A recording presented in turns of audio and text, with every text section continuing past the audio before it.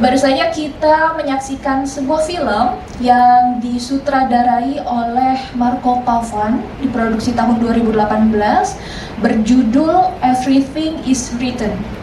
Sebagaimana tadi teman-teman sudah saksikan bahwa film ini bercerita mengenai proses penyelamatan manuskrip kuno yang terjadi di Timbuktu, Mali. Nah, bagaimana kemudian kaitannya dengan tema Madani International Film Festival pada tahun ini yang bertemakan Mishkat atau ceruk cahaya.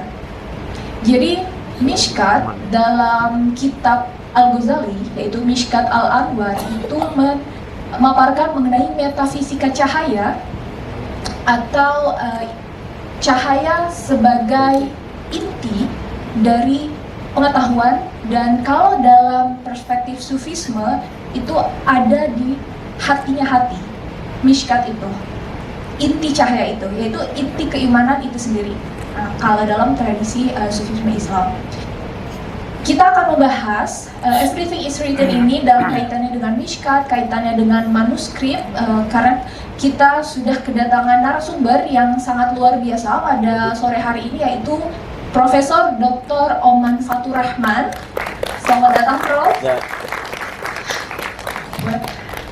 Jadi Prof. Oman ini merupakan guru besar filologi di Fakultas Adab dan Humaniora Universitas Islam Negeri ya, Syarif Hidayatullah Jakarta. Beliau, tepuk tangan dulu. Beliau juga seorang pengampu dari program Ngariksa yang ada di YouTube. Ini pasti murid-muridnya Prof juga dan penonton di Ngariksa ya. Dan satu lagi, kita juga akan berdiskusi dengan narasumber, yaitu Mbak Sa'diah Ma'ruf. Selamat datang, Mbak.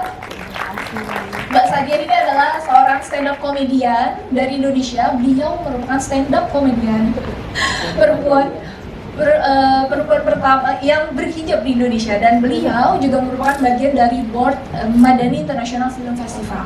Ya, baik. Saya ingin langsung nih bertanya kepada Prof. Oman dari film yang tadi kita sudah nikmati, yaitu Everything is Written. Bagaimana sih Prof konteks Timbuktu, Mali ini kemudian dikorelasikan dengan kondisi di Indonesia mengenai proses pentingnya penyelamatan manuskrip-manuskrip yang ada di Nusantara? Silakan Prof. Oman. Ya. Baik, terima kasih banyak Mbak Sarah Monika. Senang sekali bisa berpartisipasi di dalam Madani Festival, Film Festival ini ya. Mungkin sekalian saya menyapa dulu nih para sobat Ngariksa ya, sekalian, karena saya juga nggak tahu ini. Mungkin sebagian ada yang kenal, sebagian ada mahasiswa saya, mungkin saya belum mengenali wajahnya satu persatu. Bismillahirrahmanirrahim. Assalamualaikum warahmatullahi wabarakatuh. Sampurasun, sobat Ngariksa. Karena Ngariksa itu katanya dari bahasa Sunda, jadi saya suka pakai Sampurasun. Sampurasun itu sebetulnya kan salam Sunda ya, yang biasanya dijawab dengan rampes gitu kan. Mungkin kalau sekarang mah suka sering mendengar Kang Deddy Mulyadi gitu ya, KDM ya. Terima kasih Mbak Sarah. Jadi film yang kita tonton tadi itu sebetulnya memperlihatkan satu contoh betapa endanger ya, endanger manuskrip, manuskrip yang ada dalam situasi yang amat sangat berbahaya begitu di Timbuktu. Penyebabnya bisa beda-beda. Di Timbuktu di Mali, Afrika tadi itu penyebabnya adalah karena ada gerakan yang disebut sebagai jihadis, pemahaman keagamaan yang ekstrim begitu, yang menyebabkan bahwa yang ada di manuskrip itu kira-kira menyimpang lah ya, tidak sesuai dengan norma-norma sehingga harus dihancurkan. Nah, kira-kira seperti itu. Nah, saya akan mencoba mengaitkannya dengan konteks Indonesia seperti yang Mbak Sarah sampaikan. Saya ingin mengutip ini, yang pertama ini. Ini apa? The enemies of the manuscript are ignorant. Itu sebetulnya punchword yang luar biasa di bagian akhir tadi itu. Bahwa musuh terbesar dari manuskrip itu adalah ketidakpedulian. Ketidakpedulian bahwa itu perlu diselamatkan. Itu ada aksara, ada huruf, ada kertas yang di dalamnya banyak pengetahuan. Yang sekarang ini generasi milenial, generasi Gen Z barangkali mungkin melihat itu sebagai tumpukan-tumpukan kertas belaka begitu ya. Nah, tetapi lihat coba di slide berikutnya. Ada satu kutipan lagi, the manuscript Timbuktu's identity card. Bagi masyarakat Timbuktu, manuskrip yang sebetulnya khotnya itu ya biasa saja ya. Kalau kita lihat dibandingkan dengan khot yang ada di Nusantara, di kita itu ternyata lebih baik di kita gitu, naskhinya begitu. Tapi bagi mereka manuskrip Timbuktu adalah identitas ketimbuktuannya itu gitu. Kalau KTP kita hilang ya hilang juga. Kalau manuskrip hilang dari bangsa Indonesia ya hilang juga. Yang ini Timbuktu has no value without manuscript. Kalau saya adopsi di Indonesia nggak ada apa-apanya. Kalau seandainya catatan-catatan masa lalunya itu hilang begitu. Nah, karenanya sebetulnya endangerment, situasi kebahayaan manuskrip itu di Indonesia sama. Coba kita lihat, saya ingin contohkan pengalaman saya di slide yang berikutnya itu ketika di Aceh 2004. Tanggal 26 Desember waktu itu ya, tahun 2004, tsunami terjadi di waktu duha. Bahkan manuskripnya ada yang menceritakan. Setelah itu saya nemu gitu, kalau seandainya terjadi gempa pada bulan itu, begitu bulan hijriahnya, di waktu duha, maka alamat banyak yang meninggal. Itu sebetulnya di manuskrip ratusan tahunnya sudah ada gitu. Maksudnya adalah kita diingatkan bahwa Indonesia Nusantara itu daerah cincin api sebetulnya. Artinya harus waspada begitu. Nah, ini dulu saya diledek sama orang-orang ketika 16 hari setelah tsunami itu saya ke Aceh. Ini orang lain selamatkan nyawa, ini Oman kok malah urus manuskrip katanya. Karena saya kan bukan tim penyelamat jiwa ya, nggak bisa saya. Tapi saya ke sana itu membawa kamera, membawa handycam sendiri gitu, naik motor ditemenin, kemudian mana ya manuskrip yang harus diselamatkan dan seterusnya. Dulu diledek gitu. Tetapi beberapa tahun setelah itu data dari yang kami kumpulkan itulah yang berhasil menyelamatkan manuskrip, terbit katalog di 2010, katalog Dayah Tano Abe, kemudian katalog Ali Hasmi 2007 dan seterusnya begitu. Kemudian program-program kerjasama juga begitu ya. Jadi ini misi penyelamatannya. Lalu kita sambung juga nih Mbak Sarah ke yang di wilayah lain, ngerembet di Minangkabau. Ternyata bukan hanya Aceh, trigger saja itu sebetulnya tsunami itu. Ternyata kemudian di wilayah-wilayah lain, tingkat kebahayaan manuskrip itu tidak hanya tsunami saja, ignorance ini. Itu ada yang dilihat di peti di situ, ya Allah. Itu kan sama seperti di Timbuktu tadi sebetulnya. Di Timbuktu dikejar-kejar. Di kita juga ada yang dikejar-kejar. Yang affected manuskrip kami menyebutnya itu. Affected itu manuskrip yang terpengaruh oleh karena dia milik masyarakat minoritas kemudian dikejar-kejar seperti manuskrip di Paseban di Kuningan milik Sunda Wiwitan misalnya. Itu kan dianggap Sunda Wiwitan yang apa sih dianggap sesat begitu, Pangeran Madrais abad 19 ya, kemudian dikejar-kejar, dipindahkan ke Cirebon, ke Bekasi, sekarang sudah aman situasinya. Nah, ini di Minangkabau seperti ini. Jadi pegiat manuskrip di sana itu menyelamatkan ibarat batang tarandam katanya begitu. Jadi batang yang terendam.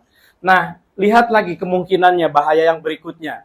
Kalau seandainya ini terjadi, mudah-mudahan jangan. Beberapa waktu yang lalu ini terbakar Museum Nasional pada 18 September 2023. Saya mau menyebut untung tuh nggak enak, tapi untungnya gitu. Tidak ada manuskrip di situ karena artefaknya itu berupa arca begitu, berupa ini ya, benda-benda keras. Kalau saja manuskrip kertas habis. Di situ ada berapa itu? Ada 817 koleksi yang terbakar. Kalau manuskrip habis gitu. Jadi ada kemungkinan loh terjadinya seperti ini. Museum Nasional punya negara. Jadi tidak aman juga ternyata. Nah, lihat di wilayah lain. Saya pernah melakukan penyelamatan di Marawi City. Sama, ini kondisinya konflik. Datang ke sana, saya ini juga sama tentara dijaga begitu ini. Untungnya ada ulama setempat begitu, datang ke dua maktabah ini ada kira-kira 100 manuskrip. 2012. Ternyata 2017 kemudian lihat di slide berikutnya ada perang, jihadis juga, ekstremis juga. 2017 dihancurkan Marawi City tempat saya riset waktu itu. Untungnya saat itu 2012 sudah kami selamatkan dengan digitalisasi seperti yang tadi itu. Kerjasama dengan Sofia University. Saya nulis di Kompas kemudian 21 Juni 2017, jangan menjadi Marawi. menganggap bahwa artefak budaya itu yang seperti ini nih, mohon maaf, ini kan Sairus Salikin, karangan Syekh Abdul Somad Al-Palimbani. Bahasanya Jawi bukan Arab, jangan dianggap sesat. Ini adalah tafsir, yang dianggap itu bukan Islam, kira-kira begitu. Jangan menjadi Marawi, pada saat itu saya titipkan. Nah, itulah mengapa Ngariksa melakukan apa yang ada di slide berikutnya, kita melakukan edukasi-edukasi. Jadi di Mishkat, di Madani ini saya senang sekali karena ketemu nih bahwa kita itu selalu menyampaikan melalui Ngariksa, jelajah naskah terancam punah ini episode yang lama sekali, 54. Sekarang sudah episode ke-152, alhamdulillah. Nah, dari mana modal kami? Dari kegiatan-kegiatan ini. Jadi teman-teman itu, pegiat itu kami gerakkan di Ngariksa, di Manasa, Masyarakat Pernaskahan Nusantara, di DRIMSI, Digital Repository of Endangered and Affected Manuscript in Southeast Asia. Jadi dalam 7 tahun kami sudah menyelamatkan 8.000 manuskrip, 572.000 gambar, sudah online, open access. Siapa yang mau memanfaatkannya? Belum ada. Nah, nanti kita dengar dari Mbak Sadiah ini, gimana cara menjadikan itu bahan stand up komedi begitu. Kalau tidak, ya orang lain yang memanfaatkannya kan. Ini, coba bayangkan, 579.000 gambar. Aksaranya, kalau Timbuktu tadi mungkin hanya punya aksara, Indonesia itu ratusan aksaranya. Itu luar biasa sekali. Ya, ini hanya beberapa saja ini. Ya. Nah, oleh karenanya, sebagai renungan, di slide berikutnya itu, saya mencontohkan ini, coba lihat. Bayangkan, ini selembar kertas yang usang, kelihatannya lapuk, dimakan zaman dengan tinta yang memudar, yaitu nampak fisiknya. Mari bayangkan di belakangnya. Ia sesungguhnya suara yang berbisik dari masa lalu. Mereka menitipkan jejak-jejak peradaban. Kalau seandainya anak-anak muda tidak peduli dengan itu, sengaja nih mahasiswa juga saya minta untuk hadir, supaya punya gambaran, wawasan bahwa Anda kuliah di kelas filologi itu bukan sekedar baca buku. Bukan sekedar buku teori saya gitu ya, teori dan metode itu ya. Tapi harus lebih luas lagi. Kita gaul dengan teman-teman di Madani Festival, bagaimana dengan stand up komedi pertama di Indonesia yang pakai hijab, selalu begitu kan narasinya gitu ya. Nah, itu akan kita lihat nanti. Nah, terakhir mungkin tantangan ini, yang berikutnya itu bisa nggak nih teman-teman yang mungkin menjadikan manuskrip itu menjadi bahan komik misalnya, bahan film, bahan lain-lain. Timbuktu itu bagus filmnya, tapi bukan menjelekan, tapi sesungguhnya kalau mau nih, bahan-bahan yang kami kumpulkan 7 tahun ketika ke lapangan, kami punya bahan yang ada living tradition-nya, ada di Bali, ada di Banyuwangi, itu ada mocoan dan seterusnya. Itu sebetulnya bahan-bahannya itu bisa gitu dialih mediakan. Tapi kita menunggu kolaborasi berikutnya nanti dengan Madani gitu ya. Amin, nah, amin, yang terakhir ini pesan, silakan subscribe dan like gitu. Ini subscribe-nya bukan subscribe berbayar gitu. Selalu kita punya satu jargon di Ngariksa, sudah episode ke-152, manuskrip ketemu AI, kita merespon isu, kita merespon banjir, kita merespon perampasan aset juga beberapa waktu lalu dengan core Indonesia di situ, dengan Miss Universe Jepang ya, yang 151. Jadi mencoba manuskrip dari kekunoan kekinian. Oleh karenanya jargonnya adalah mari kita menatap masa depan dengan merawat masa silam. Terima kasih. Luar biasa ya pemaparannya Prof. Oman ini, benar-benar nih jiwa kita jadi tergerak, terdorong, harus jangan sampai nunggu bencana dulu baru kemudian peduli dengan manuskripnya. Dan Prof. Oman sudah memulai, jadi kita sebagai generasi muda harus melanjutkan, karena apa yang sudah dicapai di masa lalu itu pastinya memiliki konteks kualitas dan relevansi dengan masa kini, apalagi bisa bermanfaat juga untuk masa depan, untuk peradaban umat manusia spesifiknya di Nusantara ini. Nah, selanjutnya saya mau dengar nih perspektif dari Mbak Sadiah dengan latar belakang beliau sebagai seorang seniman dan juga akademisi. Silakan Mbak.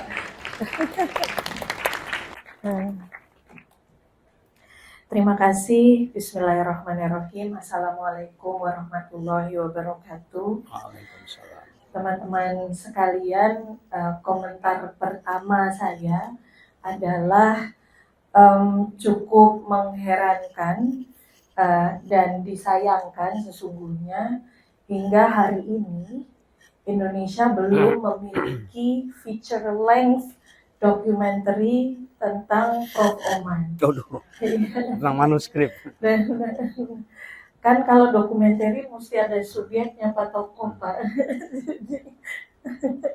Iya, ya kan Pak Putut ya, dari Pak Putut, Pak Krisnadi dari Port Madani.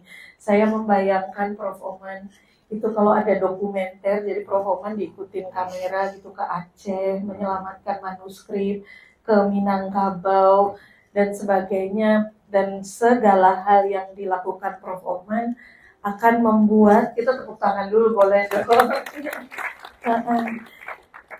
Rasanya akan membuat bisa travel juga lebih jauh gitu, gagasan kecintaan terhadap manuskrip, karena manusia itu kan relate-nya sama sesama manusia, sehingga kita harus menampilkan perjalanan Prof. Oman. Ini ada produser nggak ya? Gitu. Jadi pertama perjalanan Prof. Oman agar kita semua umat manusia ini yang sedang diambang keabayan, diambang ignoran, itu betul sekali ya Prof. Itu dapat juga merasakan, karena bayangan saya ketika kita semua bisa merasakan kecintaan terhadap manuskrip sebagaimana Prof. Oman mencintai manuskrip, jadi keterhubungan antar manusia gitu. Melihat kecintaan terhadap, kita bisa melihat kecintaan terhadap manuskrip sebagaimana Prof. Oman mencintai manuskrip. Bagi saya dampaknya akan sangat luar biasa. Jadi ini pesan mungkin untuk Madani juga, mudah-mudahan ada yang kemudian menuliskan ya maksudnya ini bagi saya satu hal yang perlu disikapi.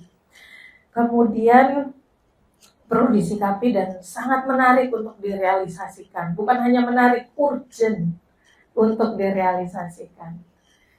Yang ditumbuhkan supaya tidak ignorant.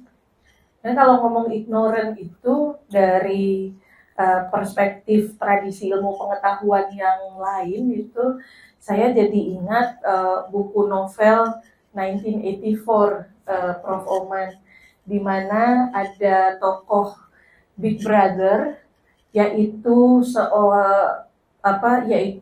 apa yang digambarkan sebagai tiran yang mengontrol semua informasi dengan jargon. Ada 3 kalimat, salah 2 yang saya ingat karena saya bacanya waktu mahasiswa udah cukup lama. Freedom is slavery, ignorance is strength. Sehingga ketika kita ada kekuatan besar yang menurut saya saat ini bisa dibaca sebagai empire gitu, maka yang diupayakan adalah itu persis sekali seperti yang Prof. Oman sampaikan, seperti yang direfleksikan melalui film dari Timbuktu ini. Ketika orang memiliki kebebasan, memiliki kecintaan terhadap kebijaksanaan, cahaya-cahaya ini semuanya dianggap sebagai dikampanyekan oleh oleh kekuatan yang mengendalikan informasi dan pengetahuan ini, Big Brother, seperti di 1984 itu freedom is slavery, ignorance is strength. Ada yang baca 1984, saya lupa satu lagi apa ya, ada 3 itu jargonnya Big Brother di 1984 itu. Jadi satu distopia, dunia tanpa ilmu pengetahuan, hanya ada informasi yang dikontrol oleh satu kekuatan tunggal gitu ya. Itu yang kemudian teringat di saya ketika berbicara soal kecintaan terhadap hasanah pengetahuan yang hampir tidak terbatas, hasanah pengetahuan manuskrip yang hampir tidak terbatas ini. Artinya ini adalah satu kewaspadaan bersama yang penting untuk selalu kita refleksikan terutama di masa-masa saat ini, di mana niat gitu ya, niat dari empire, entah kita mau mempercayainya sebagai kekuatan Western, Amerika Serikat atau apapun itu, niat dari empire ini semakin terlihat nyata di sekitar kita. Mereka menguasai niat-niat okupasi dan dominasi ya, niat-niat dominasinya ini makin terlihat secara vulgar gitu. Kemudian yang kedua yang ingin saya sampaikan, yang pertama ya, yang ketiga berarti ya, yang pertama adalah film Prof. Oman, yang kedua tadi mengenai dunia. Kalau baca 1984 rasanya, terutama bagi teman-teman yang bergelut di manuskrip ya, murid-murid Prof. Oman, rasanya makin ingin bergelut di manuskrip, karena peringatan dari buku itu, novel George Orwell 1984 itu sungguh sangat gelap, itu dunia yang gelap di mana informasi dan pengetahuan dikontrol sepenuhnya. Kemudian yang ketiga yang ingin saya sampaikan ini adalah bagaimana kita semua sebenarnya sedang pada posisi yang berkelindan dengan berbagai tantangan global. Saya ada seorang sahabat namanya Mbak Millicent. Dia adalah orang Lillisiana. Lillisiana itu adalah negara kecil sekali di Kepulauan Pasifik, Prof, yang tanpa bisa dicegah ya, kondisinya memang sudah demikian gitu. Tanpa bisa dicegah, mereka akan kehilangan keseluruhan wilayah daratan dalam waktu, kalau Mbak Millicent itu bilang ketika saya berusia 60 tahun ya, 60-65 tahun, maka saya sudah tidak akan memiliki lagi Lillisiana. Maka yang dia lakukan juga yang banyak dilakukan oleh teman-teman di Pasifik adalah membuat seperti yang di Dream Sea dan semuanya itu, membuat arsip keseluruhan kebudayaan, tutur dan sebagainya, karena kepunahan sudah ada di depan mata mereka. Kepunahan sudah ada di depan mata mereka diakibatkan oleh krisis iklim. Dan ini bukan hanya terjadi di Pasifik sesungguhnya. Yang di Pasifik itu kan satu negara ya, jadi rasanya terasa besar sekali gitu. Kita kehilangan satu negara gitu. Padahal sebagian dari Demak juga sudah hilang ya. Sebagian yang sangat dekat sekali. Ancaman kepunahan, tanda kutip ya, ini agak distopian. Saya bukan wahabi lingkungan, aduh maaf ya. Jadi agak distopian, tapi memang kondisinya demikian, kayak we are at the brink of extinction gitu. Dan bukan hanya karena krisis iklim, tapi juga karena begitu banyak, kalau berbicara extinction ya, genosida yang terjadi di Gaza itu sudah terbaru ya, sudah menghapuskan 67.000 lebih khasanah pengetahuan dengan dibunuh secara brutal 67.000 lebih manusia gitu ya, Palestinians gitu. Karena kemarin mendengarkan dari Pak Gari Nugroho juga, referensi itu sedemikian banyak, tetapi lived experience, pengetahuan masing-masing manusia itu sama berharganya. Rasanya saya jadi merenungkan bagaimana Allah Subhanahu wa Ta'ala menyampaikan bahwa, berfirman bahwa membunuh satu manusia itu sama dengan membunuh keseluruhan kemanusiaan gitu. Ya kalau connecting the dot itu kan bagaimana lived experience, setiap orang membawa pada dirinya pengetahuan masing-masing. sehingga makin urgent lagi gitu ketika kita berbicara soal manuskrip ini di hadapan ancaman kepunahan kemanusiaan gitu, ancaman kepunahan kemanusiaan. Manusia ini katanya gitu ya, apa sih yang salah dengan spesies manusia sebagai satu-satunya spesies di alam semesta ini yang merancang kepunahannya sendiri gitu, berbuat kerusakan di muka bumi sedemikian besar sehingga merancang kepunahannya sendiri. Kemudian yang terakhir saya kira yang sangat menarik dari yang disampaikan oleh Everything is Written ini, salah satunya books have enemies gitu. Itu books have enemies. Bayangkan gitu, buku ada musuhnya gitu, books have enemies. Dan ini kita ketahui bahwa dalam sejarah bangsa-bangsa, kalaupun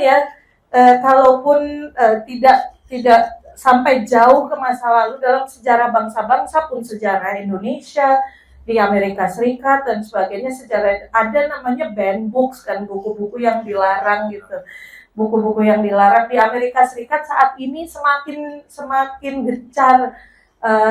gencar gerakan pelarangan buku. Maka ketika kita bilang bahwa siapa musuh itu adalah ignorant gitu. Pertanyaan berikutnya adalah siapa yang menyebarkan ignorance sebagai kata sifat, dan jadi siapa yang menyebarkan ignorance, siapa yang menyebarkan ketidakpedulian itu, dan siapa yang mendapatkan manfaat, who benefits gitu, siapa yang mendapatkan manfaat dari ignorance, sikap ignorance tersebut. Kalau mau membacanya jauh sampai empire, saya kira apa yang terjadi di Timbuktu misalnya tentu saja tidak sebatas jihadis gitu kan. Kita semua teman-teman yang di politik dan dunia Islam dan sebagainya kan juga membacanya sudah pasti sudah sangat-sangat jauh. Saya yang sangat awam bagaimana kemunculan gitu ya, sejarah kemunculan gerakan jihadis tersebut, terutama bagaimana kalau mereka dibilang tadi terafiliasi Al-Qaeda dan sebagainya, siapa yang mendanai Al-Qaeda. Sependek pengetahuan saya juga dahulu adalah gerakan untuk melawan Rusia di Afghanistan dan sebagainya. Who benefits? Siapa yang mendapatkan manfaat dari semua itu? Pada akhirnya ini adalah panggilan, saya kira, dari saya yang awam ini dan ingin segera mengakses Dreamsea Open Access ini, panggilan dari saya yang awam ini untuk semakin mencintai gitu titik-titik dan cahaya pengetahuan ini.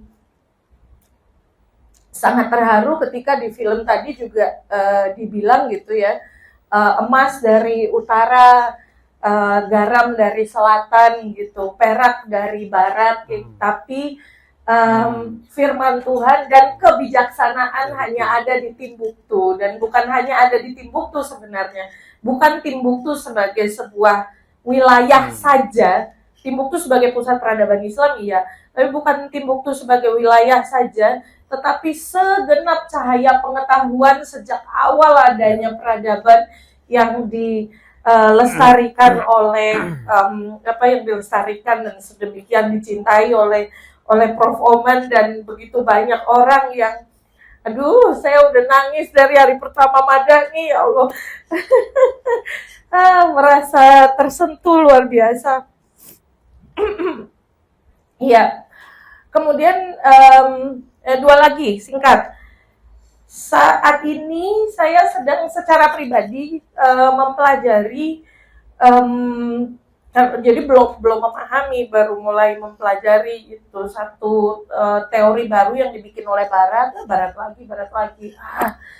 Mereka sebenarnya the problem, bukan the solution.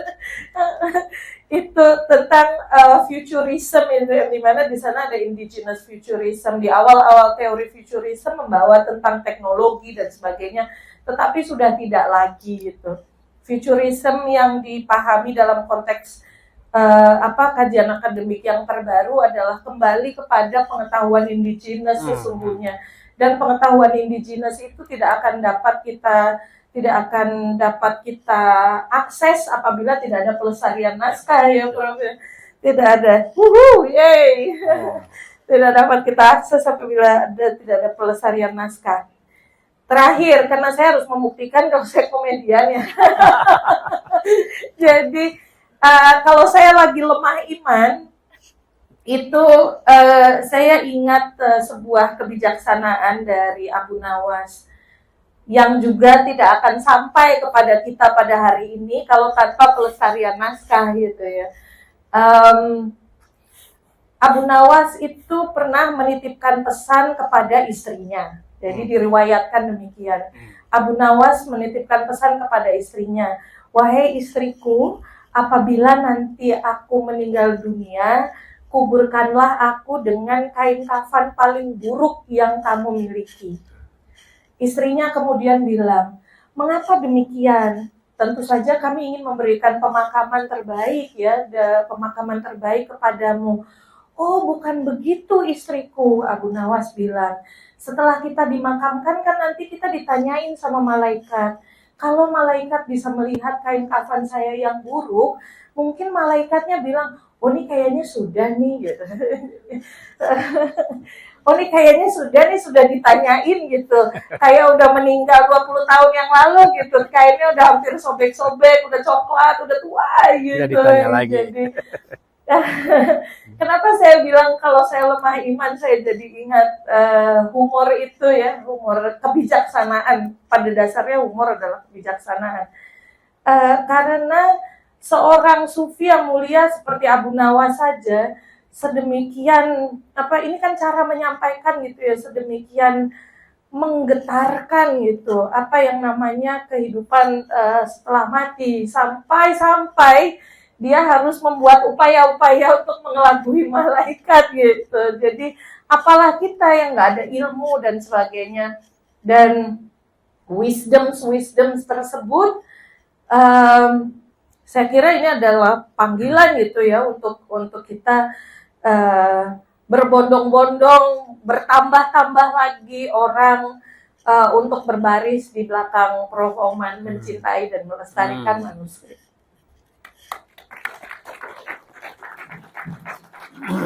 Luar biasa. Ini diskusi ini jadi sangat gelap karena kita in the brink of extinction ya. Tapi masih memang bisa pakai kafan bekas apa-apa. Iya, masih tetap bisa dihumorkan ya, satir ya. Jadi saya ingat sebuah novel, tetralogi novel dari Tariq Ali. Beliau historian, beliau membahas dalam keempat novel itu peradaban Islam, dan kita tahu bahwa Islam pernah mencapai puncak kejayaannya itu pada masa, tolong koreksi kalau saya keliru, di masa dinasti Abbasiyah. Tapi dalam kisah tersebut, secara fiksi tapi juga berbasis sejarah, bahwa banyak sekali manuskrip-manuskrip dari pengetahuan Islam di masa perang saat itu dikeluarkan dari museum-museum terbesar di dunia. Bahkan ketika Eropa belum ada peradaban, Islam itu sudah mencapai kejayaannya lewat pengetahuan tersebut. Tapi ketika perang, semua dikeluarkan dari museum-museum, dari tempat arsip, dan dibakar, benar-benar dibakar. Tapi orang-orang yang sadar, mereka berhasil mencuri beberapa gulungan yang kemudian diselamatkan dan dibawa ke Eropa. Sampai kemudian ilmuwan-ilmuwan dan tokoh-tokoh pengetahuan Islam itu akhirnya dikenal di dunia Eropa dan menginspirasi mereka. Jadi itu cara menghancurkan peradaban manusia adalah dengan membakar bukunya, mengabaikan manuskrip, mengabaikan arsip-arsip sejarah kita, dan kita menjadi lupa siapa akar kita karena kita tidak punya pengetahuan di sana. Jadi peran yang dilakukan oleh seorang Prof. Oman sangat penting dilakukan, apalagi di masa sekarang, dan harusnya bisa menginspirasi teman-teman semua ya untuk melanjutkan perjuangan ini, entah dengan passionnya, dengan bakatnya masing-masing, tapi kecintaan itu ya yang menjadi miskat ya Mbak ya. Kecintaan itu harus ada dari tiap diri kita untuk melakukan sebuah perjuangan pengetahuan bagi kemajuan peradaban manusia. Saya ingin memberi kesempatan untuk teman-teman yang pastinya ingin bertanya. Ini Sobat Ngariksa, Sobat Madani mau bertanya ke Prof. Oman atau Mbak Sadia, silakan. Boleh angkat tangan. Kamu ada lagi? Gak kelihatan. Oh ya, 2. Oke, 1 dulu ya. Silakan nama dan latar belakang.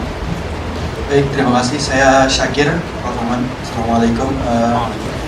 Saat ini kemarin beberapa waktu lalu, seminggu lalu saya ke Makassar, ke Sengkang di acara MIK, sebuah mewakilkan untuk, dan di sana saya dikasih sama salah satu guru di sana untuk 2 kitab, dan 2 kitab ini berbahasa Arab tetapi diterjemah dengan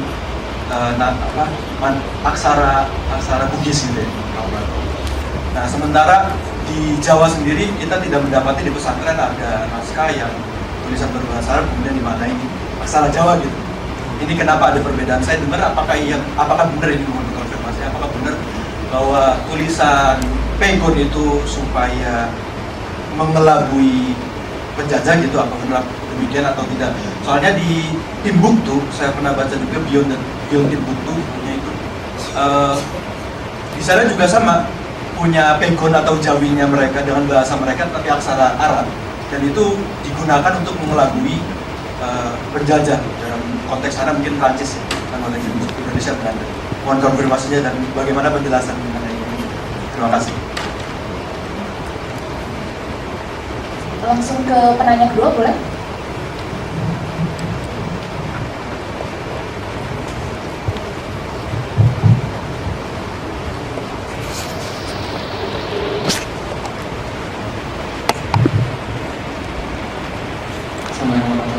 Selamat sore. Mungkin izin diskonfirmasi dulu. Mohon maaf sebelumnya latar saya bukan budaya, jadi saintis. Jadi mungkin kalau ada salah boleh tolong diperbaiki juga.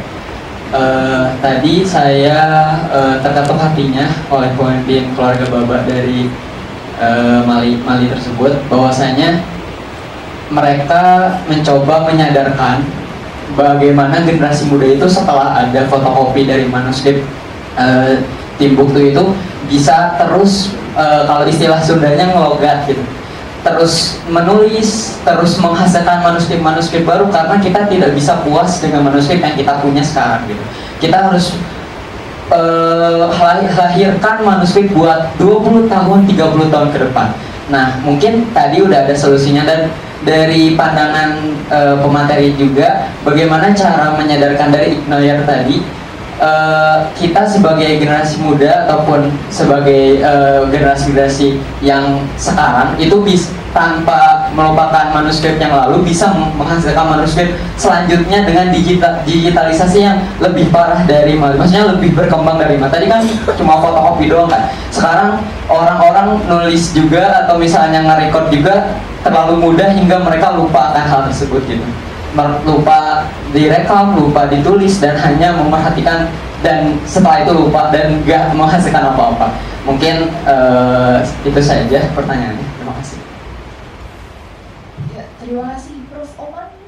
Mau langsung Ya, respon? baik, terima kasih. Yang kedua Mas siapa tadi? Namanya? Ya, oke. Tadi belum mengenalkan Mas Syakir ya. Ya, betul sekali di Sengkang. Beberapa bulan lalu saya ke sana juga. Jadi memang yang tadi saya sebut itu, bahwa Nusantara itu memiliki aksara yang amat luar biasa. Saya sering membandingkan dengan Jepang saja. Hanya punya 3, punya hiragana, punya katakana, punya kanji. Indonesia itu yang tadi disebut ya, ratusan. Nah, salah satunya adalah aksara Bugis, lontara Bugis ya. Jadi aksara Arab di Bugis itu memang ngalogatnya itu, kalau istilah ngalogat Sunda, kalau di Sunda kan pakai pegon bahasa Sunda. Ya, nah tetapi di Bugis memang dengan aksara Bugis itu sendiri. Itu yang saya dengar memang bagian dari upaya untuk merawat aksara yang memang sebelum Arab. Maksud saya di di Bugis itu aksara Arab itu dimodifikasi menjadi aksara Serang namanya. Nah sebelum itu kan ada aksara Makassar Bugis ya, yang turunannya dari Brahmi India sebetulnya, bukan dari Arab. Itu bagian dari upaya mereka memang merawatnya dengan menerjemahkannya dengan aksara Bugis yang saya juga tidak paham sebetulnya. Kemudian kalau dibandingkan dengan Jawa, mengapa di Jawa dilakukan juga penerjemahan antar baris itu sebetulnya fenomena universal di mana-mana. Upaya dari domestikasi aksara Arab, upaya dari kalau bahasa ininya itu vernakularisasi, penerjemahan budaya aksara Arab ke dalam lokal. Di Afrika itu Ajami namanya, kalau di kita Jawi, kemudian ada Pegon, itu di mana-mana. Karena Islam tidak mungkin dipahami hanya dalam bahasa Arab, begitu kan? Diterjemahkan. Nah, kalau di Jawa dengan Pegon, kalau di Melayu dengan Jawi kan. Apakah itu upaya untuk mengelabui misalnya supaya tidak diketahui oleh kolonial, katakanlah dalam beberapa kasus iya. Jadi tulisan-tulisan para ulama termasuk Eyang Manado, Eyang Hasan Maulani misalnya yang dimakamkan di Tondano bersama Kiai Mojo, itu ngirim surat segala itu masih dengan tradisi Pegon, aksara Jawa begitu ya, ke anak-anaknya begitu. Itu mengapa dalam beberapa periode kemudian aksara Jawi dan Pegon dilarang oleh Belanda kan. Ini kalau saja tidak ada pelarangan dari kolonial, itu kan sudah 500 tahun itu kita punya aksara itu. Sejak abad 14 kita membangun keberaksaraan itu gitu loh. Dengan 6 tambahan ca, pa, nya, nga itu dan seterusnya. Kita sudah punya karya yang seperti ini yang luar biasa. Jadi tidak buta huruf itu nenek moyang kita itu. Cuma kemudian ketika nggak bisa baca Latin katanya buta huruf, padahal mereka menulisnya dengan ini begitu. Nah ini soal bagaimana saya kira Mishkat di sini barangkali memberikan pencerahan bahwa kita bukan bangsa yang buta huruf gitu. Dengan aksara-aksara itu kita amat sangat literate begitu. Aksara Brahmi itu yang dari India itu melahirkan 200 jenis aksara di Asia Tenggara, kan luar biasa sekali gitu ya. Itu untuk Mas Syakir. Kalau untuk tadi, saya kira memang pesan dari yang Timbuktu tadi itu memang ada seni tersendiri ketika nyalin ulang. Ini memang di kita tidak terlalu masif gerakan ini, tapi kalau lihat di Minangkabau itu masih ada. Jadi saya ingat Buya Maulana Abdul Manap Amin di Kota Tangah waktu itu tahun 2003-2005. Sekarang sudah almarhum. Menulis ulang itu Tanbi Al-Masyi karangan Syekh Abdul Singgal abad 17. Jadi ada kenikmatan tersendiri. Itu ada, kalau istilah beliau tadi itu ada spiritualitas tersendiri. Tapi tradisi ini sudah agak hilang, bahkan bukan agak lagi, memang akan hilang kelihatannya. Bagaimana untuk yang generasi kekinian? Menurut saya kalau itu bisa dilakukan silahkan. Tapi kalaupun tidak, ada yang bisa Anda kontribusikan sekarang. Itu gambar-gambar yang sudah jutaan halaman itu tolong dikelola dengan OCR misalnya, Optical Character Recognition. Yang Hono Choroko itu kan nggak bisa dibaca oleh Google, oleh AI kan. Itu kalau sudah dibaca dengan OCR menjadi Latin, kemudian knowledge-nya dimasukkan ke AI, ke ChatGPT, wah itu keren banget gitu. Saya kira itu satu inovasi. Makasih.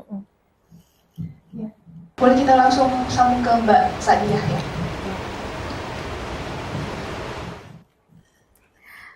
Baik, pertama-tama lagi ya. Sebenarnya saya ini ada di sini mau mendengarkan Prof. Oman saja sebenarnya. Ya Allah. Makin hari tuh makin menyadari gitu betapa kurangnya gitu pengetahuan. Ini apa namanya? Kalau berbicara soal bagaimana menyadarkan orang muda ya, bagaimana menyadarkan orang muda, saya kira adalah kalau orang muda bagi saya ini sangat pandai untuk melihat koneksi gitu antara berbagai hal yang terjadi di dunia gitu. Kalau sekarang teman-teman dari selatan global termasuk Indonesia, Afrika, Southeast Asia, Afrika dan sebagainya sedang bicara tentang dekolonisasi, maka proyek semuanya yang dikerjakan ini ya, kayak tadi saya tersentuh Prof. Oman bilang kalau tidak bisa bahasa Latin, kalau tidak bisa baca Latin dianggap buta huruf gitu kan. Madani dimulai dengan sebuah diskusi dengan judul yang sangat tegas, Europe is not my center gitu. Wow. Europe is not my center, artinya itu adalah panggilan kepada kita semua juga untuk melihat lagi khasanah pengetahuan kita sendiri sebagai, kalau pengen seru ya bolehlah sebagai bagian dari proses dekolonisasi gitu. Kalau anak muda kan buzzwordnya sekarang dekolonisasi, dan itu ada satu hal yang penting. Nah, bagian dari dekolonisasi sesungguhnya adalah menyadari bahwa kita ini boleh kok memilih untuk sabar gitu. Patience. Tidak semua harus serba cepat. Jangan-jangan yang serba cepat itu adalah logika. Jangan-jangan memang iya gitu. Yang serba cepat itu adalah logika produktivitas ala kapitalis, ala kapitalis, post kapitalis, yang kemudian menjauhkan kita dari kerja-kerja perawatan. Saya kan care work kalau di teman-teman aktivis itu ya, aktivis yang feminis, aktivis yang bicara dekolonial sebagainya, kerja-kerja perawatan. Dan hari ini ya saya kemudian jadi sangat terinspirasi lagi karena saya lebih banyak mainnya dengan teman-teman aktivis feminis yang saat ini mengarus utamakan kerja-kerja perawatan sebagai perawatan diri dan kolektif. Tetapi sesungguhnya apa yang dikerjakan ini menyalin dan sebagainya itu adalah kerja-kerja perawatan yang paling ultimate juga gitu. Puncak dari kerja-kerja perawatan di saat kita dengan mudah menganggap itu sebagai sesuatu yang sia-sia karena difotokopi kan bisa gitu. Maksudnya padahal it's always, patience is a virtue gitu. Kesabaran itu juga adalah satu keluhuran gitu. Dan pada konteks dekolonial, pada konteks kerja perawatan, bagi saya kesabaran, ketekunan adalah bagian dari perlawanan juga gitu terhadap logik post kapitalis ini gitu, kapitalis atau apapun namanya itulah, sehingga membuat manuskrip baru, ya Allah, alhamdulillah wa syukurillah ya Allah, dimulai dengan sebanyak mungkin membaca yang udah ada dulu gitu. Sabar gitu.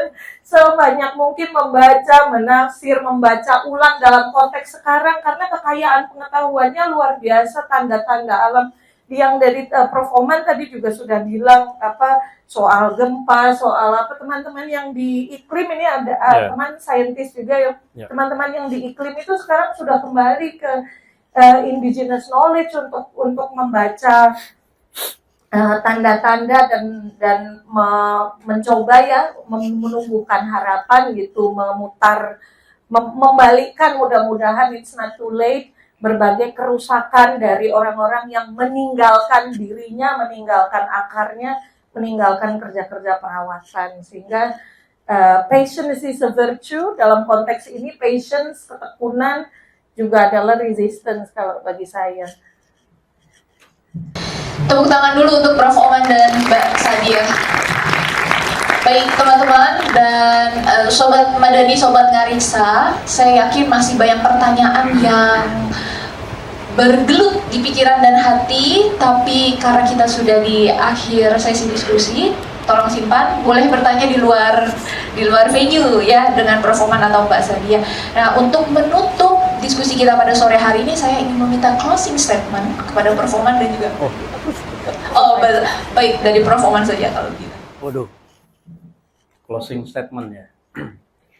Sebelum closing statement ini, karena anak-anak muda generasi milenial, mahasiswa saya juga, saya punya pantun buat yang cowoknya tapi ya, pantun manuskrip nih, jarang-jarang ini host Ngariksa ini ngasih pantun. Jangan lupa cakepnya ya. Jangan lupa cakepnya. Tanganku basuh, wajahku seka, ku hampar sajadah, kulantun doa. Naskah tuanan lusuh saja ku jaga. Apalagi kamu yang cantik nan jelita. Nah, Cakep. itu buat mahasiswa ya, buat mahasiswa ya. Izinkan saya membacakan closing statement ini. Sobat Ngariksa, manuskrip bukan sekadar kertas dan tinta. Di dalamnya tersimpan nafas nenek moyang kita. Manuskrip menyimpan rekaman pengalaman dan ingatan luhurnya peradaban. Manuskrip juga identitas, ibarat cermin yang menunjukkan bahwa kita mewarisi DNA leluhur sebagai bangsa cendekia, pemilik ragam aksara, berkebudayaan, dan berperadaban. Mengabaikan manuskrip adalah ancaman hilangnya sejarah dan pengetahuan. Tanpa catatan, kita akan seperti bangsa amnesia. Ada, tapi tak tahu apa-apa. Ngariksa menjaga manuskrip. Madani Festival menghidupkan cahaya peradaban. Mari bergandengan tangan menatap masa depan dengan merawat masa silam. Salam Ngariksa. Terima kasih. Assalamualaikum warahmatullahi wabarakatuh. Waalaikumsalam warahmatullahi wabarakatuh. Terima kasih Prof. Oman, Mbak Sadia atas diskusi yang sangat padat, sangat mencerahkan, dan semoga teman-teman di sini dapat menyalakan mishkat-mishkatnya sendiri setelah mendengarkan diskusi yang sangat kaya ya pada sore hari ini. Saya Sarah Monica menutup diskusi kita. Semoga bisa berjumpa lagi di lain kesempatan. Terima kasih. Wassalamualaikum warahmatullahi wabarakatuh. Waalaikumsalam.